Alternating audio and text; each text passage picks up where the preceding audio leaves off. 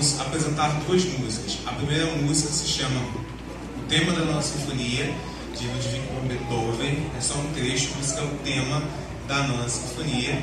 E a segunda música é Bate o Sino, de Jingle Bells, qual nós já estamos aí às portas do Natal. E é isso que nós queremos desejar para vocês: boas festas, um bom final de ano, de muita paz, de muito amor e principalmente de muita música. Muito obrigado.